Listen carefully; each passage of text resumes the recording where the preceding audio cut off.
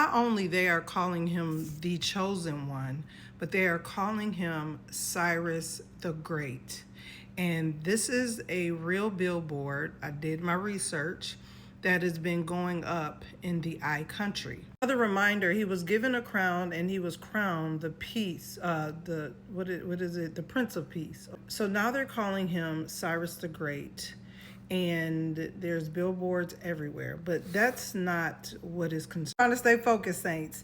But they're also calling him like Alexander the Great. Now, the book of Daniel 8, it talks about a mighty king from the west. And it links Alexander the Great as a vessel that God was able to use. But not only that, symbolically, the book of Daniel basically symbolically describes, also in the book of Zechariah. It doesn't actually say his name, but it's symbolic. And it talks about a ram with two horns, and one higher than the other. And the ram, which is Persia, and the higher one would be Alexander. Basically, Alexander the Great, he conquered the world really, really fast at a high speed. But not only that, he is seen as a form of the AC.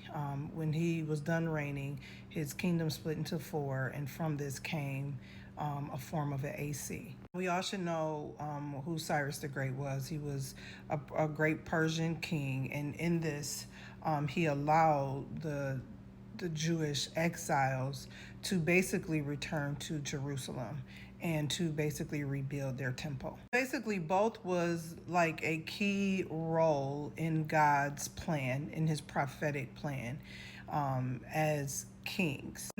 Interesting is Cyrus was a Gentile.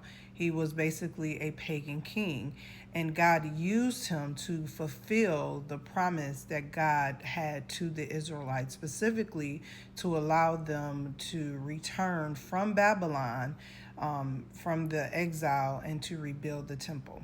Now, this is so interesting because I think this is very symbolic to what we know and what we see is happening even now today. The biggest thing that is mind-boggling to me, we know that there is construction going on at the White House right now, and there is a ballroom that is being created and made of gold right now. I did several videos, child. Even the gold is symbolic, okay?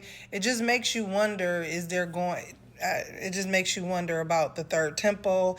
It just makes you wonder about all of this, if you know what I'm putting down. That's why I keep saying that there's a lot of trickery. There's a lot of deception that is floating around. A lot of deception. That's why we have to be aware and use our godly discernment as to the things that are surrounding, because we all know that the AC, it is going to arise from a political place. We must begin to question and pray about every single thing that has been told to us, that has been taught to us, even history. Catch it. Y'all Christians that's supporting the principle, none of this disturb your spirit.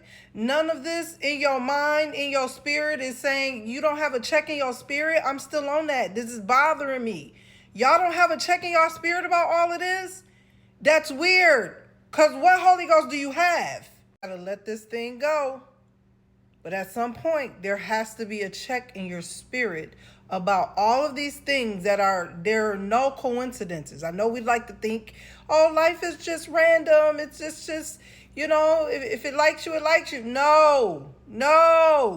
There are no coinky-dinkies, okay? In this life, God is an intentional God about every single thing that he looked through, all through the Bible.